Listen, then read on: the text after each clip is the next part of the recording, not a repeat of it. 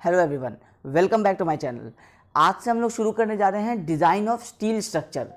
तो design of steel structure शुरू करने से पहले ये ज़रूरी है कि आप ये जान लें कि स्टील स्ट्रक्चर क्या होता है, स्टील स्ट्रक्चर पे लोड्स किस तरह से लगते हैं, लोड्स क्या क्या होते हैं, कितने types of steel structure available होते हैं। ये सारी चीज़ें जान लेने के बाद फिर जब आप आगे इसमें जो आपके टेंशन मेंबर्स आएंगे, कॉम्प्रेशन मेंबर्स आएंगे, तो उन सारे को जो आप डिज़ाइन करेंगे, फिर डिज़ाइन क्यों ज़रूरी होता है, ये सारी चीज़ें आपको पहले समझना पड़ेगा। उसके बाद ही आप स्टील स्ट्रक्चर के डिज़ाइन में जा सकते हैं। तो बेसिकली आज का जो क्लास है ये आपको एक तरह से एक इंट्रोडक्शन क्लास है, जिसमें हम लोग आपको ये बताएंगे कि स्टील स्ट्रक्चर क्या होता है, स्टील स्ट्रक्चर के क्या क्या फ़ायदे या नुकसान हैं, आप स्टील स्ट्रक्चर कब प्रोवाइड कर सकते हैं, स्टील स्ट्रक्चर कितने टाइप के होते हैं। ये सारी चीज़ें हम लोग आज पढ़ेंगे इस वीडियो में। नेक्स्ट क्लास में हम लोग जानेंगे कि स्टील स्ट्रक्चर के ऊपर लोड कितने तरह से लगते हैं, और फिर उसके आगे हम लोग जब स्टार्ट करेंगे फिर डिज़ाइन ऑफ स्टील स्ट्रक्चर का हमारा मेन पार्ट।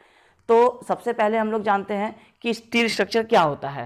तो बहुत कॉमन सा एग्जांपल है, वो पहला है आपको हावड़ा ब्रिज। आपने हावड़ा ब्रिज देखा होगा, ये एक स्टील ट्रस को यूज़ किया हुआ ब्रिज है। सेकंड, आपने देखा होगा रेलवे स्टेशन पे आपके जो शेड्स होते हैं रेलवे प्लेटफॉर्म पे, वो आपने देखा होगा कि एक सेंटर में आपको एक स्टील का ही पिलर होता है और उससे फिर आपको इस तरह से शेड निकले हुए रहते हैं। तो ये जो शेड होते हैं ये भी एक इस तरह से ट्रस सिस्टम के ऊपर सपोर्टेड होते हैं। तो अच्छा, ये हुआ दूसरा एग्जांपल। तीसरा एग्जांपल लेते हैं। आपने देखा होगा शॉपिंग मॉल्स में आपको, अगर आपने एक रेक्टेंगुलर शॉपिंग मॉल देखा जिसमें आपको ये बाहर से इस तरह से शॉप्स बने हुए हैं और ये कॉरिडोर है जिस पे आप मूवमेंट करते हैं, तो ये जो बीच का पोर्शन होता है जो ओपन होता है, इस पे टॉप में आपने देखा होगा कि अक्सर छत नहीं होता है, आरसीसी का छत नहीं होता है। इसमें क्या होता है कि इस तरह से ट्रस सिस्टम बने हुए रहते हैं और उसके ऊपर आपके फ्रेम्स सपोर्टेड रहते हैं, शेड्स लगे हुए होते हैं, इस तरह से आपका बनता है। तो इन सारे चीज़ों में जो आप नोटिस करेंगे, हावड़ा ब्रिज हो या रेलवे स्टेशन हो, या फिर रेलवे स्टेशन पे जो आपका फुट ओवर ब्रिज होता है, अक्सर आपने देखा होगा कि नीचे से पटरियाँ जा रही हैं, ऊपर से फुट ओवर ब्रिज बनाया गया है। तो ये फुट ओवर ब्रिज भी आपको अक्सर स्टील में दिखता है। स्टील में इसमें इस तरह से ट्रसेस बने हुए रहते हैं और बीच में कोई सपोर्ट नहीं होता है, कोई इस तरह से पिलर्स यहाँ पे एक होते हैं या एक नहीं भी होते हैं। तो ये सब में आपने ऑब्जर्व किया होगा कि जो कॉमन चीज़ है वो ये है कि आपको इन सारे में कहीं पे भी आपको कॉलम्स प्रोवाइड करने की फैसिलिटीज़ नहीं थी या आप नहीं प्रोवाइड कर सकते थे, तो उस जगह पे आप लोग यूज़ करते हैं स्टील स्ट्रक्चर। तो एक कॉमन सी चीज़ जो आप हमेशा याद रखेंगे वो ये होता है कि जब भी हमें कॉलम फ्री स्पेस चाहिए होता है, जैसे ऑडिटोरियम्स हो गए, सिनेमा हॉल्स हो गए, इनमें आप बीच में पिलर्स या कॉलम्स नहीं दे सकते क्योंकि वो आपका ऑब्स्ट्रक्शन हो जाएगा, या तो मूवमेंट में या फिर विजुअल में। तो आप जैसे सिनेमा हॉल में आपको वो इफेक्ट जो आप देखते हैं, सिनेमा हॉल में आप सामने स्क्रीन पे अपनी मूवीज़ देख रहे हैं, तो बीच में अगर पिलर रहेगा तो आप उसके पीछे वाले लोग उसको नहीं एक्सेस कर सकेंगे। तो इसलिए आप सिनेमा हॉल में पिलर्स नहीं दे सकते हैं। ऑडिटोरियम्स में या मॉल्स में जहाँ पे लार्ज गैदरिंग होता है, वहाँ पे आप ऑब्स्ट्रक्शन नहीं प्रोवाइड करना चाहते हैं क्योंकि वो फिर किसी न किसी इंसिडेंट को वो कर देगा, इन्वाइट कर देगा। तो इन सारे जगहों पे जहाँ पे हमें कॉलम फ्री स्ट्रक्चर चाहिए होता है, वहाँ पे हम लोग यूज़ करते हैं स्टील स्ट्रक्चर। क्यों? क्योंकि स्टील स्ट्रक्चर की मॉडुलस ऑफ इलास्टिसिटी ज़्यादा है। मॉडुलस ऑफ इलास्टिसिटी ज़्यादा होने का मतलब कि कंक्रीट के कंपैरेटिवली ये ऑलमोस्ट 8 टाइम्स या 10 टाइम्स है। तो 10 टाइम्स का मतलब क्या है कि आप कंक्रीट में जितने स्पैन प्रोवाइड कर सकते हैं, आप ऑलमोस्ट उसमें 8 टाइम्स के बड़े स्पैन आप स्टील में प्रोवाइड कर सकते हैं। तो इसलिए हम लोग स्टील यूज़ करते हैं जब हमें बड़े लार्ज स्ट्रक्चर में कॉलम फ्री स्पैन चाहिए होता है, तो इसलिए हम लोग यूज़ करते हैं स्टील, स्ट्रक्चरल स्टील। अब डिज़ाइन ऑफ स्टील स्ट्रक्चर क्या होता है और ये डिज़ाइन वर्ड क्या है और ये क्यों ज़रूरी है, अब ये जानना हमारे लिए बहुत ज़रूरी है।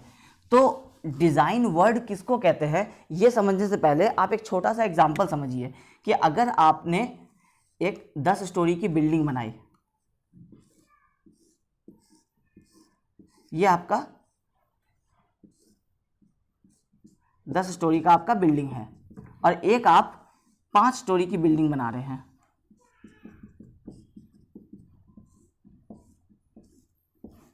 तो अब आप समझिए कि ये जो 10 स्टोरी का बिल्डिंग है और ये जो 5 स्टोरी का बिल्डिंग है, तो आप कॉमन सेंस लगाइए अब कि अगर आप 10 स्टोरी का बिल्डिंग बना रहे हैं तो इसमें क्या आप जो बॉटम का जो आप पिलर्स देंगे और इसमें जो आप बॉटम का पिलर देंगे, क्या वो दोनों सेम साइज का होगा?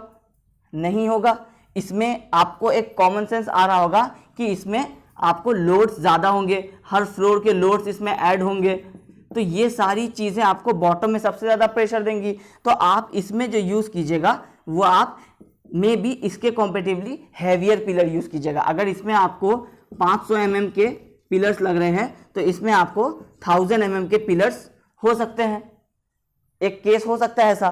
तो इससे आपको क्या समझ में आया कि एक किसी भी स्ट्रक्चर पे, या तो बिल्डिंग हो सकता है, ब्रिज हो सकता है, कुछ भी हो सकता है, तो इस पे जो लोड्स आते हैं वो लोड्स आपके बिल्डिंग को या तो फेल कर देंगे, गिरा देंगे, या फिर आपको लोड से बचने के लिए उसके अकॉर्डिंगली जो आपको साइज रिक्वायर्ड होगा आप वो प्रोवाइड करेंगे।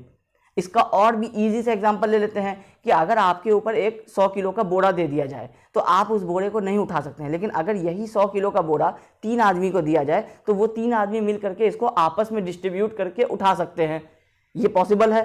तो अब आप समझिए कि 100 kg का एक बोरा था, इसका वेट 100 kg है, और इसको आपने क्या किया कि 3 लोगों पे सपोर्ट करा दिया, 3 लोगों पे सपोर्ट करा दिया, तो ये पॉसिबल हो जा रहा है। ये लोग जो है ये गिर नहीं रहे हैं, ये कोलैप्स नहीं कर रहे हैं। तो इसका मतलब क्या हो रहा है कि ये 33 और 33 kg ईच आपको कैरी कर रहे हैं। ये चीज़ आपने पढ़ा होगा अपने स्ट्रक्चर में, बेंडिंग मोमेंट में, स्ट्रेंथ शेयर फोर्स में, जिसमें आपको सपोर्ट रिएक्शन निकालने के लिए बताया जाता है। तो सपोर्ट रिएक्शन क्या होता है? ये यही होता है कि जो आपके सपोर्ट्स होते हैं, जो आपके पिलर्स होते हैं, वो टोटल लोड को किस तरह से डिवाइड कर रहे हैं। तो अगर हम इसको इक्वली, अगर इक्वल डिस्टेंस पे मानते हैं तो 100 kg को 33 करके डिवाइड कर लेंगे। तो उसी तरह अगर यहाँ पे 1000 होगा तो ये 3 लोग कैरी नहीं कर पाएंगे। तो अब ये चीज़ यहाँ से आपको एविडेंट होता है कि अगर इसके ऊपर 1000 kg का लोड है और इसके अगर ये 2 पिलर्स है तो ये 2 पिलर्स 500 और 500 लेंगे। लेकिन अगर यही इसमें अगर 10,000 का लोड है तो अब इसमें ये जो 2 पिलर्स है ये 500 नहीं लेंगे। तो अगर इनकी कैपेसिटी जो है, अगर ये 500 to 600 कैरी करने की है तो ये वाले साइज जो है 500 mm के, ये इस वाले बिल्डिंग में तो सेटिस्फाई कर जाएंगे, लेकिन ये इस वाले बिल्डिंग में फेल कर जाएंगे, क्योंकि इसमें जो आपको पिलर चाहिए उनकी कैपेसिटी कम से कम आपको 1000 kg कैरी करने की होनी चाहिए। ठीक है, तो इसलिए हम लोग करते हैं बिल्डिंग डिज़ाइन। डिज़ाइन का मतलब क्या होता है कि जिस लोड्स के वजह से जो बिल्डिंग में स्ट्रेसेस आ रहे हैं उसको रेजिस्ट करने के लिए आपको स्ट्रक्चर में किस साइज़ के आपको कंपोनेंट्स, जो बीम्स होते हैं, पिलर्स होते हैं, फाउंडेशन होते हैं, ये सारे आपको कितने साइज़ के लगेंगे, कितने लगेंगे, इन चीज़ों को कैलकुलेट करने को कहते हैं डिज़ाइन। तो अब हम लोग क्या पढ़ने जा रहे हैं? Design of steel structure. मतलब हम लोग बात करेंगे इन सारे लोड्स की सिर्फ स्टील के स्ट्रक्चर्स में, चाहे वो ब्रिज हो, चाहे वो बिल्डिंग्स हो, लेकिन हम लोग डील करेंगे सिर्फ अभी स्टील के स्ट्रक्चर में। तो स्टील स्ट्रक्चर का डिज़ाइन करेंगे, मतलब हम लोग पहले लोड्स जानेंगे कि लोड्स क्या होते हैं, कितने टाइप के होते हैं। वो लोड की जिस भी स्ट्रक्चर की हम बात करेंगे, अगर हम ट्रस की बात करेंगे तो इस ट्रस पे ये लोड किस तरह से एक्ट करते हैं और ट्रस इस लोड को किस तरह से डिस्ट्रीब्यूट करता है। फिर डिस्ट्रीब्यूट करने के दौरान हर एक मेंबर के साइजेस क्या रिक्वायर्ड होते हैं, किस तरह से वो जो लोड इसके ऊपर आ रहा है वो लोड उसको रेजिस्ट करके बिना फेल हुए स्ट्रक्चर को अगर ग्राउंड में ट्रांसफर करेगा, तो ये ग्राउंड में ट्रांसफर करने के लिए इन सारे कंपोनेंट्स का साइज क्या होगा, ये हम लोग बात करेंगे इस डिजाइन ऑफ स्टील स्ट्रक्चर के सब्जेक्ट में। ठीक है, तो इसमें अब आपको जो इंपॉर्टेंट चीज़ें हैं वो हैं आपको कि स्ट्रक्चर स्टील की प्रॉपर्टीज़ क्या होती है, फिजिकल एंड मैकेनिकल प्रॉपर्टीज़। उसके बाद आपको लोड्स कितने टाइप के होते हैं, स्ट्रक्चर स्टील कितने टाइप के होते हैं, स्टील का एडवांटेज और डिसएडवांटेज क्या है, ये सब छोटी छोटी बातें हैं, ये सारे हम लोग डील करेंगे इस वीडियो में। तो अब हम लोग बात करते हैं कि स्टील के एडवांटेजेस और डिसएडवांटेजेस क्या होते हैं। तो स्टील में एडवांटेजेस ज़्यादा होते हैं स्टील यूज़ करने के, और उसके डिसएडवांटेजेस बहुत कम होते हैं और माइनर होते हैं। तो इसके एडवांटेजेस क्या क्या हैं? पहला कि it has high strength per unit mass. इसका मतलब क्या हुआ कि स्टील के पर मास के हिसाब से इनका जो स्ट्रेंथ कैरिंग कैपेसिटी है ये बहुत ज़्यादा है। तो इसलिए आप जब स्टील, एक तो वैसे ही हैवी होता है, लेकिन उसके साथ साथ उसका जो अपना कैपेसिटी है वो भी काफ़ी ज़्यादा है। इससे क्या होगा कि आप हैवी लोड्स को स्टील के ऊपर दे सकेंगे, और बड़े स्पैन्स में भी, क्योंकि आप एक बड़े स्पैन में अगर आप एक बीम चलाएंगे तो उस बीम का वेट जितना भी होगा उसके कंपैरेटिवली वो एटलीस्ट 10 टाइम्स तो ज़्यादा लोड कैरी कर सकेगा। तो ये हम लोगों को बेनिफिट मिलेगा, एक तो लॉन्ग स्पैन के लिए और दूसरा हैवी लोड्स के लिए। ठीक है, सेकेंड है कि इसकी क्वालिटी एश्योर्ड होती है। अब क्यों एश्योर्ड होती है? क्योंकि स्टील जो है वो साइड पे कास्ट नहीं हो सकता है। स्टील को बहुत ज़्यादा टेम्परेचर चाहिए होता है उसको मेल्ट करने के लिए, फिर उसको रोल्ड किया जाता है, रोल करके आप उसको किसी भी शेप में डाल सकते हैं। रोलिंग कहते हैं कि आप उसको अपने डिजायर्ड शेप में जो आप उसको मेल्ट करने के बाद जो आप प्रोसेस करते हैं वो रोलिंग कहलाता है। तो जो हम लोग स्टील यूज़ करते हैं स्टील स्ट्रक्चर्स में, डिज़ाइन में, वो रोल्ड स्टील्स होते हैं। रोल्ड स्टील्स मतलब है कि आपने एक स्टील को मेल्ट किया और उससे आपने आई सेक्शन, सी सेक्शन, जो भी शेप आपको बनाना था वो आपने उससे बना लिया। तो इसलिए हम लोग जिस भी स्टील की बात कर रहे हैं वो हम लोग रोल्ड स्टील की बात कर रहे हैं। तो ये जो रोल्ड स्टील होता है ये आपको साइट पे नहीं बनता है कंक्रीट की तरह, ये आपको वर्कशॉप में बनता है। तो वर्कशॉप में जो बनता है तो वहाँ जो उनका स्टैंडर्ड होता है, जो उनके इंस्पेक्शन होता है, तो वो सारा बहुत हाई क्वालिटी का होता है। वो इसमें मार्जिन ऑफ एरर्स बहुत कम होते हैं। इसलिए आपको पता भी होगा कि जब हम स्टील यूज़ करते हैं तो उसमें फैक्टर ऑफ सेफ्टी 1.15 होता है, मतलब 15%। और जो आप कंक्रीट यूज़ करते हैं तो उसमें फैक्टर ऑफ सेफ्टी 1.5 होता है, मतलब 150%। मतलब ये 115% होता है इसमें फैक्टर ऑफ सेफ्टी, तो उसमें 150% होता है। तो ये हो गया इसका एश्योर्ड क्वालिटी का। उसके बाद हाई ड्यूरेबिलिटी। अब जाहिर सी बात है कि जो मटेरियल आपको हाई प्रिसीजन में बना होगा, अच्छे सुपरविजन में बना होगा, उसकी ड्यूरेबिलिटी ज़्यादा होगी। तो इसलिए स्टील में क्वालिटी एश्योर्ड होती है और ड्यूरेबिलिटी भी हाई होती है। थर्ड है स्पीड ऑफ कंस्ट्रक्शन। अब आपको फॉर एग्जांपल आपको क्या हुआ कि आपको साइट पे स्टील का मटेरियल सेक्शन चाहिए, तो आपने क्या किया कि आपने पहले ही एनालाइज किया, कैलकुलेट किया और आपको लगा कि आपको 10 सेक्शन चाहिए 10 मीटर लेंथ के। तो आपने क्या किया, फैक्ट्री में ऑर्डर दे दिया उसका और आप इधर से अपने साइट पे काम स्टार्ट कर रहे हैं। तो जब आप काम स्टार्ट करके उस पोजीशन तक पहुंच रहे हैं जहां पे आपको वो मटेरियल्स चाहिए, तब तक वो आपको अवेलेबल हो जाते हैं। अब कंक्रीट के केस में ये नहीं होता है। कंक्रीट के केस में अगर आपको एक 4 स्टोरी बिल्डिंग बनानी है तो आप पहले नीचे से फाउंडेशन देंगे, फिर पिलर्स उठाएंगे, फिर आप स्लैब कास्ट करेंगे, फिर स्लैब कास्ट करने के बाद आपको एटलीस्ट 7 to 10 डेज वेट करना पड़ेगा, फिर आप उसके ऊपर से तब दोबारा कंस्ट्रक्शन स्टार्ट कर सकते हैं। अब ये जो 7 to 10 डेज का वेट है, ये आपको क्या करता है, आपको दूसरा काम इसमें कुछ जब तक करना पड़ता है, तो जो आपका लेबर कॉस्ट होता है वो आपका पर डे के हिसाब से लगते रहता है। इसमें आप क्या कर सकते हैं कि आप स्टील का ऑर्डर दे रखे हैं अपने फैक्ट्रीज में और आप अपने साइट का काम कर रहे हैं। जब आप उस डिजायर्ड लोकेशन तक पहुंच गए जहां पे आपको ये यूज करना है, तब तक आपको साइट पे वो अवेलेबल हो जाता है। आप उसको डायरेक्टली प्लेस करते हैं और आप उसके ऊपर से दोबारा काम शुरू कर देते हैं। मतलब आपको उसके लिए वेट नहीं करना पड़ता है इरेक्शन के बाद। तो ये आपको क्या होता है, कंस्ट्रक्शन के जो टाइम होता है, अगर आप 4 महीने में कंस्ट्रक्ट कर सकते हैं आरसीसी को, तो आप स्टील को 2 महीने में ही कंस्ट्रक्ट कर लीजिएगा, क्योंकि आपको बहुत सारे मटेरियल्स तो अवेलेबल हो जाएंगे ऐसे ही। तो आप अपना बस उसके बेसिक लोकेशंस आप वहां तक जहां पे भी उनको प्लेस करना है आप वो प्रिपेयर जब तक करेंगे तब तक आपको मटेरियल्स मिल जाएंगे। तो इससे आपका जो स्पीड ऑफ कंस्ट्रक्शन का स्पीड है वो ज़्यादा होगा, मतलब अच्छा होगा। तो आपको बिल्डिंग जो भी आप प्रोजेक्ट आप कर रहे हैं वो आपका जल्दी कंप्लीट होगा। ये एक एडवांटेज है। चौथा एडवांटेज है कि इसका जो स्ट्रेंथ होता है, ये जैसे कंक्रीट में क्या होता है कि कुछ टाइम बाद ड्यू टू क्रीप या फिर डिफ्लेक्शन उसके जो प्रॉपर्टीज़ है वो कम होती जाती है, तो उसके जो स्ट्रेंथ कैरिंग कैपेसिटी है वो कम होती जाती है। स्टील के साथ भी वो चीज़ होगा, सबके साथ होता है। लॉन्ग टर्म का जो डिसएडवांटेजेस होता है वो हर मटेरियल के साथ होगा, लेकिन इसमें आप क्या कर सकते हैं कि उसको आप दोबारा उसके जो एक्चुअल स्ट्रेंथ था आप उस तक पहुंचा सकते हैं। एक एग्जांपल लेते हैं कि आपने एक पुराने ज़माने का आपने घर देखा होगा कि ये आपका छत है, उसमें आपके इस तरह से आई बीम्स लगे रहते हैं, आई सेक्शंस, ये आपने देखा होगा।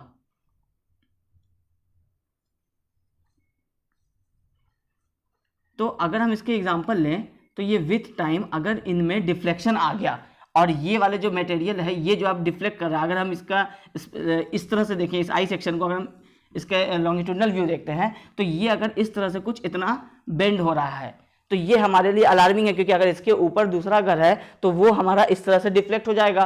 तो अब ये क्योंकि आई सेक्शन है और ये बेंड हो रहा है, तो हम ऐसा कर सकते हैं कि हम इसके नीचे से एक दूसरा अगर आई सेक्शन प्रोवाइड कर दें और उसको इसके साथ वेल्ड कर दें, तो ये क्या होगा कि ये जो नया वाला आई सेक्शन हमने लगाया है ये तो अभी अब इसका तो अभी काम स्टार्ट हुआ है, ये तो क्योंकि मान लीजिए कि ये 50 साल हो चुका है तो ये अपनी प्रॉपर्टीज खो रहा है, लेकिन ये तो नहीं खो रहा है। तो पहले भी आपका एक आई सेक्शन ही लगा हुआ था, अगर आप दोबारा भी उसमें वेल्ड करके दूसरा एक आई सेक्शन लगा देंगे तो ये क्योंकि एक आई सेक्शन में 50 साल चल चुका था, तो अगर आप इसमें एक आई सेक्शन और जोड़ देते हैं तो ये आपको अगर 2 आई सेक्शन का कैपेसिटी नहीं भी देगा तो एटलीस्ट ये 1 आई सेक्शन और ये 0.5 का भी अगर कैपेसिटी आपको और दे देगा तो आपको तो ये एडवांटेज ही है। अब आपके पास 1.5 आई सेक्शन हो गया है थ्योरेटिकली, और प्रैक्टिकली तो आपको 2 लगा रखा है आपने, लेकिन इसका स्ट्रेंथ हाफ हो चुका है, लेकिन इसका स्ट्रेंथ तो अभी आपने नया नया लगाया है और इसको वेल्ड कर दिया है। तो इसका मतलब क्या हुआ कि आपका ये छत जो है ये फिर से वैसा ही का वैसा स्ट्रेट रहेगा,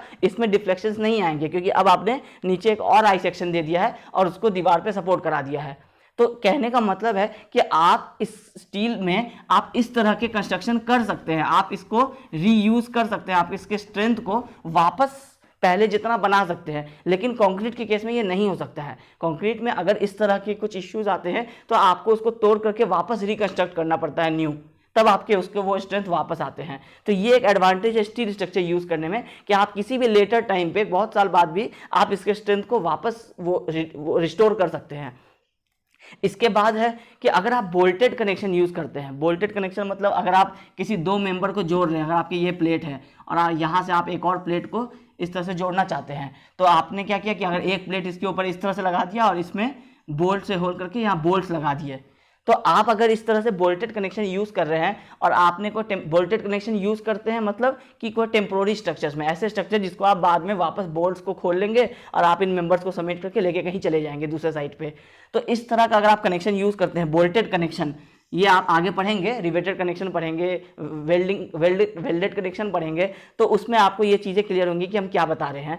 अभी के लिए बस इतना समझ लीजिए कि अगर आप एक जॉइंट्स को टेम्पोररी बनाते हैं बोल्ट्स की मदद से, तो इससे क्या होगा कि आप आज इस साइड पे यूज़ कर रहे हैं, कल को आप इसको वापस अनबोल्ट करके आप दूसरे साइड पे यूज़ कर सकते हैं। तो मटेरियल एक तरह से क्या होगा कि आपको यूज़ हो सकता है, तो ये इसका एक एडवांटेज है। उसके बाद है मटेरियल इज रीयूजेबल। ये तो आप क्लियर हो ही गया है कि मटेरियल इनका ऐसा है कि जैसे कंक्रीट है, अगर आपने एक बार कंक्रीट को कास्ट कर दिया है तो आप उसको तोड़ करके दोबारा दूसरी जगह ले जा करके वापस यूज़ नहीं कर सकते हैं, वो फिर वेस्ट मटेरियल हो जाएगा। तो ये चीज़ इसके साथ नहीं होता है, आप जब चाहे उन मटेरियल को रीयूज़ करके किसी दूसरी जगह यूज़ कर सकते हैं। तो एक तो हो गया कि बोल्टेड कनेक्शन से हमारा मेंबर हम वापस खोल के ऑब्टेन कर सकते हैं, और दूसरा है कि अगर मेंबर कहीं एक जगह यूज़ हो भी चुके हैं तो भी आप इनको दूसरी जगह यूज़ कर सकते हैं, ये भी एक एडवांटेज है। और उसके बाद है कि अगर जो आप स्टील स्ट्रक्चर यूज़ करते हैं तो ऑब्वियसली है उसमें कि जॉइंट्स आएंगे, क्योंकि आप अलग अलग मेंबर्स को जोड़ करके एक स्टील स्ट्रक्चर बनाते हैं। अगर आप एक ब्रिज की बात करें, ट्रस ब्रिज की, तो इसमें आपका ये एक मेंबर नीचे वाला हुआ, इसके बाद आप एक मेंबर यहाँ से यहाँ रखते हैं, फिर इसमें एक मेंबर को जोड़ते हैं जो यहाँ और यहाँ कनेक्शन होता है। तो ये सारे जो कनेक्शंस होते हैं ये सारे स्टील स्ट्रक्चर में बहुत इंपॉर्टेंट होते हैं। ये जो जॉइंट्स है, इन जॉइंट्स पे जो कनेक्शन बना है इन दोनों का, या तो ये दोनों वेल्ड हुए होंगे या ये दोनों रिवेट या बोल्ट से कनेक्ट हुए होंगे, तो ये सारा जो कनेक्शन है ये अक्सर स्टील स्ट्रक्चर को फेल कर देता है। तो ये कनेक्शंस के बारे में हम लोग नेक्स्ट वीडियो में पढ़ेंगे। जो हमारा सबसे पहला यूनिट होगा स्टील स्ट्रक्चर में वो कनेक्शंस के ऊपर होगा। हम लोग समझेंगे कि हम 2 मेंबर्स को किस तरह से ज्वाइन कर सकते हैं, ज्वाइन करने की क्या क्या क्राइटेरिया होती है, ये सब हम लोग पढ़ेंगे कनेक्शन चैप्टर में। तो ये कनेक्शंस का अगर प्रॉपर केयर किया जाए तो स्टील स्ट्रक्चर फेल नहीं होगा।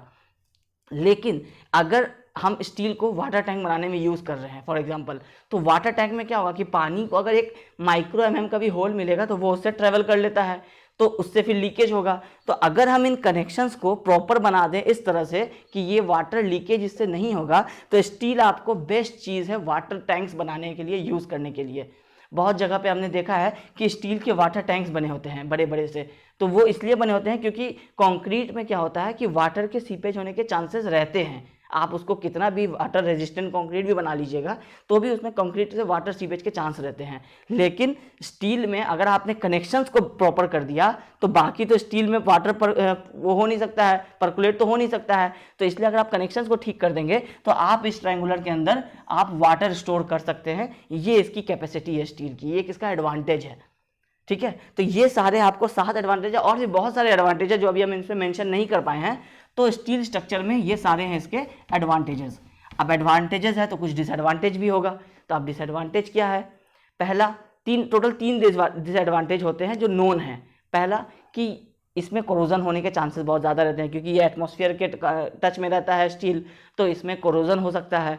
दूसरा कि जब कोरोजन हो सकता है तो इसके लिए आपको इसमें बार बार कोटिंग करना पड़ेगा, पेंट्स वगैरह करने पड़ेंगे, तो ये थोड़ा सा कॉस्टली अफेयर हो जाता है। हर 1-2 सालों के बाद आपको इसमें पेंट्स वगैरह लगते रहेंगे, जो कि कंक्रीट के केस में थोड़ा कम होता है ये सब चीज़ें। तो ये इसका एक डिसएडवांटेज है। पहला कि आपको ये कोरोजन होता है इसमें, दूसरा कि आपको इस कोरोजन को बचाने के लिए आपको पेंट्स वगैरह करने पड़ते हैं टाइमली, और तीसरा है कि स्टील अपने आप में ही एक कॉस्टली मटेरियल है। तो इसलिए स्टील स्ट्रक्चर ज़्यादा फ्रीक्वेंटली यूज़ इसलिए नहीं होता है क्योंकि ये बहुत कॉस्टली अफेयर होता है। तो स्टील स्ट्रक्चर आप वहाँ यूज़ करते हैं जहाँ आपको इससे वापस कुछ अमाउंट गेन होने का चांस रहता है। तो जैसे गवर्नमेंट प्रोजेक्ट्स में आपको स्टील स्ट्रक्चर यूज़ होता है क्योंकि वो टैक्सेस से बनाया हुआ एक तरह से स्ट्रक्चर रहता है। तो गवर्नमेंट स्टील स्ट्रक्चर यूज़ करती है क्योंकि उनके पास वो अमाउंट वापस रोड टैक्स से और बहुत सारे टैक्सेस से रिटर्न हो जाता है। हम जनरल जो कॉमन पीपल होंगे वो स्टील स्ट्रक्चर इसलिए यूज़ करने में थोड़ा सा हिचकिचाते हैं क्योंकि वो बहुत कॉस्टली हो जाएगा जो उनके पॉकेट पे बेरेबल नहीं होगा। तो ये इसका 3 डिसएडवांटेज है। तो ये थे एडवांटेजेस और डिसएडवांटेजेस। अब हम लोग बात करेंगे प्रॉपर्टीज़ ऑफ स्ट्रक्चरल स्टील के बारे में। स्ट्रक्चरल स्टील की क्या क्या प्रॉपर्टीज़ होती है। तो स्ट्रक्चरल स्टील की 2 प्रॉपर्टीज़ होती है, एक फिजिकल, दूसरा मैकेनिकल। फिजिकल में क्या क्या आता है, तो फिजिकल में आता है unit mass of steel, modulus of elasticity, Poisson's ratio, modulus of rigidity और कोफिशिएंट ऑफ थर्मल एक्सपेंशन। ये 5 चीज़ें स्टील की फिजिकल प्रॉपर्टीज़ हैं। और मैकेनिकल प्रॉपर्टीज़ में क्या क्या आता है, यील्ड स्ट्रेस, अल्टीमेट स्ट्रेस, इसको टेंसाइल स्ट्रेस भी कहते हैं, maximum percentage elongation on standard gauge length, और चौथा है नॉच टफनेस। ये 4 इसकी मैकेनिकल प्रॉपर्टीज़ है। तो अब हम लोग एक एक करके सारी प्रॉपर्टीज़ के बारे में बात करते हैं। अब सबसे पहले फिजिकल प्रॉपर्टीज़ की बात की जाए, जो उसके फिजिकल अपीयरेंस होता है स्टील का, उसके जो प्रॉपर्टीज़ होती है कि ये अगर हम इसे पे लोड लगाएंगे और उसको स्ट्रेच करेंगे तो इसमें इलोंगेशन कितना आएगा, ये सारी इसकी फिजिकल प्रॉपर्टीज़ है। तो अब सबसे पहला जैसे unit mass of steel, steel का यूनिट मास 78 किलोन्यूटन पर मीटर क्यूब होता है, जो कि अगर केजी में कन्वर्ट करें तो 7850 केजी पर मीटर क्यूब होता है। सेकेंड, उसका मॉडुलस ऑफ इलास्टिसिटी, मतलब जब इसके ऊपर लोड पड़ेगा तो लोड पड़ने पे ये कितने, इसका रेजिस्टेंस कितना होगा। ये रेजिस्टेंस जो इसके इलोंगेशन में होता है, जब हम इस पर टेंसाइल फोर्स या कॉम्प्रेसिव फोर्स लगाते हैं तो ये जो इसमें स्ट्रेच होता है या इसमें जो कॉम्प्रेशन फोर्स लगता है तो कितने वैल्यू तक ये इलास्टिक रहेगा, ये दर्शाता है आपको मॉडुलस ऑफ इलास्टिसिटी। तो मॉडुलस ऑफ इलास्टिसिटी स्टील का 2 × 10⁵ मेगापास्कल, या इसको कहें तो न्यूटन पर mm²। ये इसका 2 × 10⁵ न्यूटन पर mm² मॉडुलस ऑफ इलास्टिसिटी का वैल्यू होता है स्टील का। उसके बाद पॉइजन्स रेशियो। पॉइजन्स रेशियो आपको पता होगा कि अगर ये एक हमारा रेक्टेंगुलर सेक्शन है और हम इसको अगर स्ट्रेच करते हैं तो इसके लेंथ में इलोंगेशन होता है, लेकिन इसके लेंथ में इलोंगेशन होने के साथ साथ इसका जो विड्थ होता है ये रिड्यूस हो जाता है। तो ये जो रेशियो होता है वो होता है पॉइजन्स रेशियो, म्यू। तो ये जितना ज़्यादा है, इसका मतलब क्या है कि फोर्स जितना ज़्यादा होते जाएगा ये इलोंगेशन उतना बढ़ेगा, और ये वाला वैल्यू भी आपको, जो इसका रिडक्शन होता है इसके साइज में, ये आपको इंक्रीज होता जाएगा। तो इसका मतलब क्या है कि मटेरियल हैवी लोड को रेजिस्ट कर सकता है। तो इसलिए कंक्रीट स्टील का जो पॉइजन्स रेशियो है वो है 0.3, यही कंक्रीट में होता है 0.15। तो कंक्रीट का स्टील के कंपैरेटिवली हाफ होता है, लेस होता है। तो इसलिए जब आप कंक्रीट को स्ट्रेच करते हैं, जब कंक्रीट में हैवी लोड्स आता है तो वो उसके साइजेस कंसिडरेबल रिड्यूस नहीं होकर के वो ब्रेक हो जाता है। स्टील में हमारे पास ये बेनिफिट होता है कि लोड अगर बढ़ते भी जाएंगे एक्सपेक्टेशन से ज़्यादा, तो भी ये क्या होगा कि ये पॉइजन्स रेशियो इसका 0.3 है, मतलब ये साइज को रिड्यूस करके इसके इलोंगेशन को जितना ज़्यादा बढ़ा सकेगा उतना बढ़ाएगा, फिर जा करके वो ब्रेक करेगा। इसलिए स्टील का स्ट्रेंथ भी ज़्यादा होता है कंक्रीट के कंपैरेटिवली। ठीक है, उसके बाद आता है मॉडुलस ऑफ रिजिडिटी। जो हमारा शेयर स्ट्रेस लगता है स्टील के ऊपर तो वो हमें देता है, shear stress by shear strain का जो वैल्यू होता है वो होता है हमारा मॉडुलस ऑफ रिजिडिटी। तो मॉडुलस ऑफ रिजिडिटी का वैल्यू है 0.769 × 10⁵ MPa, या यूं कहें तो इसे कहते हैं मॉडुलस ऑफ रिजिडिटी स्टील का होता है 78 GPa, 78 × 10⁵। अगर आप इसको MPa में समझेंगे तो 78 × 10⁵ MPa, ये इसका वैल्यू होता है। तो ये रफली हम लोग ये वैल्यू यूज करते हैं। अगर एग्जैक्ट की बात करें तो ये 0.769 × 10⁵ MPa होता है। उसके बाद आता है कोफिशिएंट ऑफ थर्मल एक्सपेंशन। पर डिग्री सेल्सियस टेम्परेचर इंक्रीज होने पे मटेरियल किस तरह से बिहेव करता है, ये प्रॉपर्टी होता है कोफिशिएंट ऑफ थर्मल एक्सपेंशन। मतलब थर्मल एक्सपेंशन का एक कोफिशिएंट होता है।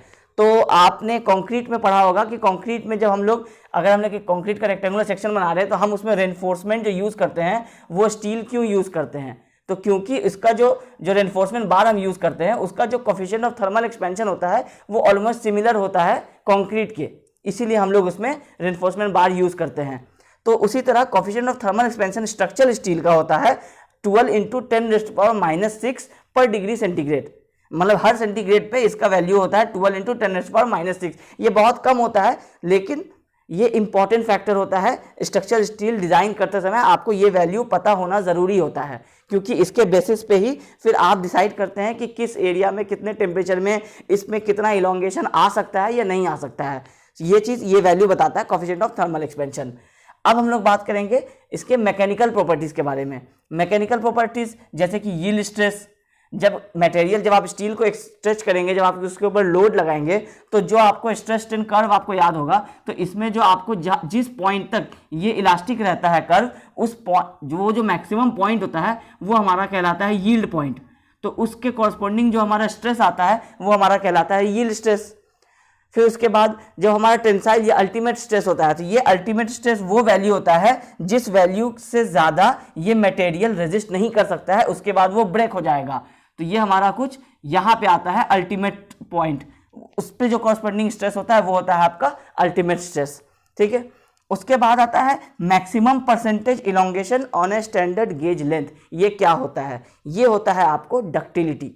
डक्टिलिटी का मतलब कि ये मैक्सिमम परसेंटेज इलोंगेशन, मतलब जब हम इसको स्ट्रेच कर रहे हैं तो ये आपको जितना एक गेज लेंथ पे, अगर हम इसका एक मेजरमेंट करते हैं, अगर हम ये स्टील है, इसमें अगर हमने यहाँ से यहाँ तक इसका लेंथ L0 अगर ये ले रखा है, तो जब हम इसको स्ट्रेच करेंगे तो ये हमें कितना इलोंगेशन देगा? तो ये हमें मैक्सिमम इलोंगेशन देता है। इतना इलोंगेशन कि आपको ये किसी और मटेरियल से ज़्यादा इलोंगेशन देता है, इसलिए ये कह रहा है मैक्सिमम परसेंटेज इलोंगेशन। उसके बाद जब ये बहुत, अगर ये फॉर एग्जांपल अगर ये 2 × L0 डिस्टेंस तक स्ट्रेच हो गया, उसके बाद ये फिर ब्रेक हो जाएगा। यहाँ पे एक नेकिंग बनता है, जब हम रेक्टेंगुलर सेक्शन को स्ट्रेच करते हैं तो ये कुछ इस तरह से बन जाता है। उसके बाद इस पॉइंट पे वो ब्रेक हो जाता है, तो जहाँ पे वो ब्रेक हो जाता है वो वाला स्ट्रेस हमारा होता है अल्टीमेट स्ट्रेस। लेकिन जो ये लेंथ इसका इलोंगेशन होता है वो इसमें स्ट्रक्चर स्टील में मैक्सिमम होता है। ये इसकी एक मैकेनिकल प्रॉपर्टीज़ है। इसके बाद आता है नॉच टफनेस। नॉच टफनेस क्या होता है? जैसा कि आपको ध्यान होगा कि कंक्रीट में अक्सर आप देखते होंगे कि अगर कोई पुराना स्ट्रक्चर है, उस पर हैवी लोड पड़ा हुआ है, तो कंक्रीट के बॉटम में आपको क्रैक्स नज़र आते होंगे। ये छोटे छोटे इस तरह से क्रैक्स नज़र आते हैं। वैसे ही स्टील के केस में भी होता है। स्टील में भी कहीं कहीं पे छोटे छोटे नॉचेस आ जाते हैं, इसको नॉच कहते हैं या क्रैक भी कह सकते हैं। तो जब स्ट्रक्चर स्टील में छोटे छोटे इस तरह से नॉचेस आ जाते हैं, तो कोई और मटेरियल अगर होता है तो उसमें आपको इन नॉचेस की वजह से जो इसका अल्टीमेट स्ट्रेंथ होता है वो रिड्यूस हो जाता है।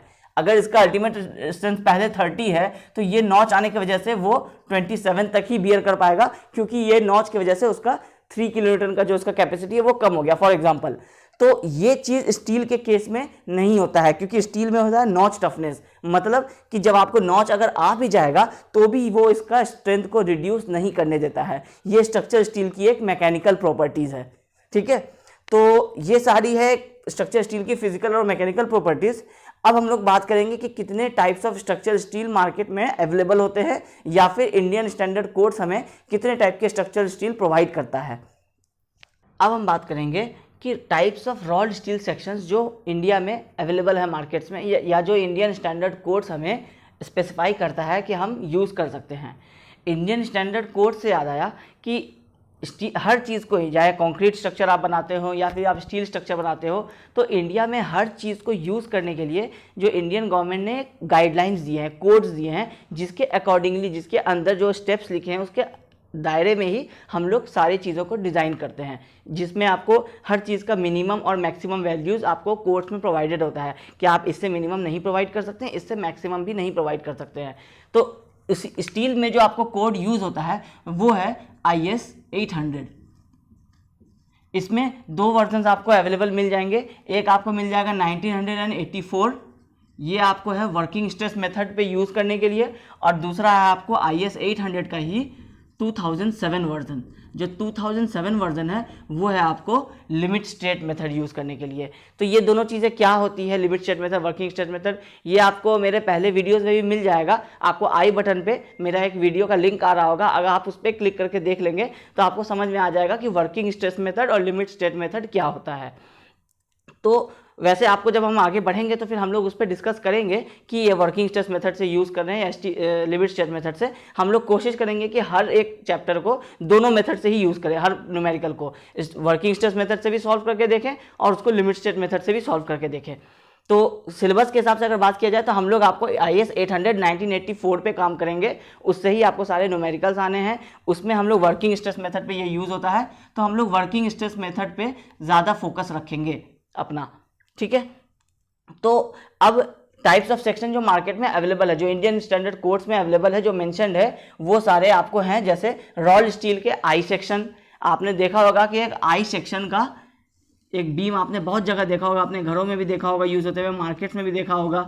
तो ये जो बीम स्टील सेक्शन जिसका शेप आई शेप का होता है वो कहलाते हैं आई सेक्शन। तो आई सेक्शन बीम्स में बहुत ज़्यादा यूज़ किए जाते हैं बीम्स के जगह पे, तो इसलिए इनको बीम सेक्शन भी कहते हैं, या इनके शेप की वजह से इनको आई सेक्शन भी कहते हैं। तो ये आई सेक्शन में ये वाला पोर्शन, ये दोनों पोर्शन आपको होता है फ्लेंज, और ये पोर्शन होता है वेब। तो इस जब हम आई सेक्शन की विड्थ की बात करेंगे, जब भी कि आई सेक्शन इतने विड्थ का है, तो हम आपको इस फ्लेंज की विड्थ की बात करेंगे। ये जो फ्लेंज का विड्थ बी होगा, ये हमारा आई सेक्शन का विड्थ होता है। और जब भी हम इसके डेप्थ की बात करेंगे कि आई सेक्शन इतने डेप्थ का है, तो वो हमारा ये टोटल डेप्थ होगा, जो फ्लेंज के टॉप से लेकर के फ्लेंज के बॉटम तक का होगा। तो ये होगा हमारा डी। तो डेप्थ ऑफ द सेक्शन जब हम बात करेंगे तो टॉप टू बॉटम का जो होगा वो हमारा डेप्थ होगा, और जब हम विड्थ की बात करेंगे तो जो फ्लेंज का विड्थ होता है ये हमारा विड्थ ऑफ द सेक्शन होगा। फिर आएगा आपको एक विड्थ ऑफ द वेब, इसे हम लोग मेंशन देते हैं BW से, इसे हम लोग देते हैं BF से। Width of the flange, flange का विड्थ है तो BF, और वेब का अगर विड्थ है तो BW। तो ये होता है आपको वेब, ये पोर्शन जो है दोनों फ्लेंज के बीच का, ये आपको कहलाता है वेब पोर्शन। तो इसके विड्थ से या इसके डेप्थ से आई सेक्शन को डिनोट नहीं किया जाता है, आई सेक्शन को डिनोट किया जाता है इस विड्थ से, फ्लेंज के विड्थ से, और टोटल फ्लेंज टू फ्लेंज का जो टोटल डेप्थ होता है वो हमारा आई सेक्शन का डेप्थ होता है। तो इंडिया में यूज होता है रॉल्ड स्टील आई सेक्शन। उसके बाद आता है rolled steel channel section. Channel section को हम लोग सी सेक्शन भी बोलते हैं शॉर्ट में। अगर बहुत जगह पे आपको क्वेश्चन में आई सेक्शन, सी सेक्शन इस तरह से लिखा हुआ आएगा, टी सेक्शन, तो आपको कंफ्यूज नहीं होना है। तो सी सेक्शन का मतलब है चैनल सेक्शन। अब ये किस शेप का होता है, तो ये होता है आपको कुछ इस शेप का, सी शेप का होता है। इसे हम लोग कहते हैं चैनल सेक्शन, और इसको हम लोग सी सेक्शन भी कहते हैं इसके शेप के हिसाब से। तो आई सेक्शन की बात करेंगे तो ये आपका आई सेक्शन होगा, ये आपका सी सेक्शन होता है। फिर उसके बाद आता है रॉल्ड स्टील एंगल सेक्शन। आपको इमेज में दिख रहा होगा, आपने एंगल्स बहुत जगह पे देखे होंगे। एंगल्स जो होते हैं उसके आपके दो लेग्स आपको इमेज में दिख रहे होंगे। तो जब भी आप एंगल कहीं यूज करते हैं तो आप किसी एक लेग को, या तो आप वॉल में यूज कर रहे हैं तो आप वॉल में उसको अटैच करेंगे, या आप किसी दूसरे स्टील सेक्शन के साथ यूज कर रहे हैं तो आप एक लेग को स्टील सेक्शन से अटैच करते होंगे, तो दूसरा लेग आपको आउटस्टैंडिंग रह जाता है, मतलब खाली रह जाता है। तो एंगल जो होते हैं उसके जो दोनों लेग्स है, उन दोनों लेग्स में से जो लेग्स कनेक्टेड रहेंगे उसका नाम होगा कनेक्टेड लेंथ, और जो लेग आपके फ्री रहते हैं उसका नाम होता है अनकनेक्टेड लेंथ। उसके बाद आता है रॉल्ड स्टील टी सेक्शन। ये टी शेप के बीम्स होते हैं। तो जब आप, तो इसके शेप के हिसाब से इसका नाम पड़ा है टी सेक्शन, और इसका स्पेलिंग होता है rolled steel tea section, TEE। उसके बाद रॉल्ड स्टील बार्स, ये भी आपको स्क्रीन पे दिख रहे होंगे। जो स्टील के बार्स हम लोग कहीं कहीं पे यूज़ करते हैं, विंडोज़ में खासकर आपने देखा होगा, तो वो होते हैं आपको रॉल्ड स्टील बार्स। ये सर्कुलर या स्क्वायर शेप के हो सकते हैं। उसके बाद रॉल्ड स्टील ट्यूब्स अवेलेबल है इंडिया में। आपको स्क्रीन पे ट्यूब भी नज़र आ रहा होगा। इसको हम लोग हॉलो सेक्शन भी बोलते हैं, क्योंकि ये बीच से हॉलो रहता है और इसकी ट्यूब की जो सराउंडिंग होती है वो कुछ थिकनेस की होती है। तो वो जो ये जो आपको ट्यूब होता है और इसकी जो ये इस तरह से कुछ थिकनेस होती है, तो जब भी हम थिकनेस ऑफ द ट्यूब की बात करेंगे या thickness of the hollow section की बात करेंगे, तो वो हम इस वाले थिकनेस की बात कर रहे हैं। सेम हम जब हम चैनल सेक्शन की अगर हम फिर से बात करें, तो इसमें जो विड्थ होता है, ये जो चैनल का इस वाले फ्लेंज का जो विड्थ है, ये हमारा विड्थ ऑफ द चैनल होता है, और ये जो इसका टोटल डेप्थ है ये हमारा डेप्थ ऑफ द चैनल होता है। आगे हम जब भी चैनल सेक्शन की बात करेंगे, हम अगर बताएंगे कि 500 mm का डीप चैनल सेक्शन है, तो मतलब 500 डीप टोटल होगा टॉप टू बॉटम। और अगर हम विड्थ की बात करें कि 200 mm विड्थ का अगर हम चैनल सेक्शन यूज़ कर रहे हैं, तो इसका मतलब है कि ये विड्थ ऑफ द फ्लेंज ये 200 mm है। ठीक है, ये सारे जो लेंथ्स होते हैं ये mm में होते हैं। जो इसकी विड्थ होती है, डेप्थ होती है स्टील सेक्शन की, वो सारी हम लोग mm में बात कर रहे हैं। इसके बाद आता है रॉल्ड स्टील प्लेट्स। आपको इमेज में दिख रहा होगा, ये 10 mm, 12 mm, 16 mm, 20 mm के स्टील के प्लेट्स होते हैं। उसके बाद रॉल्ड स्टील फ्लैट्स, रॉल्ड स्टील शीट्स, ये सारी चीज़ें। तो हम लोग का जो मेन फोकस रहेगा वो रहेगा आपको आई सेक्शन के ऊपर, चैनल सेक्शन के ऊपर, एंगल सेक्शन, ट्यूब्स, ये सारी चीज़ें हम लोग, टी सेक्शन भी कभी कभी, तो हम लोग ये सारे चीज़ों को ज़्यादातर यूज़ करेंगे। ये सारी चीज़ें ही ज़्यादातर ईजिली अवेलेबल होती हैं। तो हम लोग इसके अंदर जितने भी टाइप्स ऑफ साइजेस होंगे, इसमें इसके जो 5 सेक्शन होते हैं, junior beams, light beams, heavy beams, medium beams, वो सारे हम लोग इसको यूज़ करेंगे। स्टील टेबल किस तरह से यूज़ किया जाता है, हम लोग ये सारी चीज़ें समझेंगे। तो आज के वीडियो में हम लोग सिर्फ इतना ही रखते हैं। नेक्स्ट वीडियो में हम लोग बात करेंगे कि कितने टाइप्स ऑफ लोड्स आते हैं स्टील स्ट्रक्चर के ऊपर, वो लोड्स किस तरह से कैलकुलेट किए जाते हैं, और फिर उसके आगे हम लोग फिर स्टार्ट करेंगे अपना कनेक्शन चैप्टर से। कनेक्शंस में हम लोग जानेंगे कि अगर हम 2 स्टील के सेक्शंस को या चैनल सेक्शन को अगर हम जोड़ते हैं एक दूसरे से तो कितने तरह के कनेक्शन बन सकते हैं, उनके फेलियर मोड क्या क्या होते हैं, किस तरह से उनकी सेफ्टी के लिए हमें जो डिज़ाइन करना पड़ता है, तो कनेक्शन डिज़ाइन कैसे होते हैं, ये सारी चीज़ें हम लोग आगे स्टार्ट करेंगे। और फिर हम लोग जानेंगे कि कॉम्प्रेशन मेंबर क्या होता है, टेंशन मेंबर क्या होता है, उसको किस तरह से हम लोग एनालाइज करते हैं, कैसे इन चीज़ों को लेके आगे बढ़ते हैं। तो अगर आप इस वीडियो को 2 बार देखिए, 3 बार देखिए, आप इन सारी चीज़ों को जो आज के क्लास में आपको बताए हैं उन सारी चीज़ों को आप याद रखिए। हो सके तो एक छोटा सा नोट कॉपी बनाइए, उसमें जो जो इंपॉर्टेंट चीज़ें हैं उसको नोट डाउन कीजिए। इससे आपको स्टील स्ट्रक्चर समझने में कभी भी प्रॉब्लम नहीं होगा। आप हमें स्टील स्ट्रक्चर ऐसी चीज़ है जो एग्जामिनेशन पॉइंट ऑफ व्यू से भी बहुत इंपॉर्टेंट होती है। हर कॉम्पिटिटिव एग्जाम में स्टील स्ट्रक्चर से क्वेश्चन आना होता है, 4 मार्क्स का, किसी में 5 मार्क्स का, किसी में 10 मार्क्स का भी। तो इसलिए आपको स्टील स्ट्रक्चर अगर अच्छे से समझना है तो आप इसकी एक नोट कॉपी बनाइए। जो पहली क्लास से जो जो चीज़ पढ़ रहे हैं उन सारी चीज़ों को नोट डाउन करते जाइए। इससे आप स्टील स्ट्रक्चर को समझने में कभी भी प्रॉब्लम नहीं होगा। तो आज का वीडियो सिर्फ यहीं तक रखते हैं। अगर आपको वीडियो पसंद आया है तो इस वीडियो को लाइक कीजिए और चैनल को सब्सक्राइब करना मत भूलिएगा। Thank you.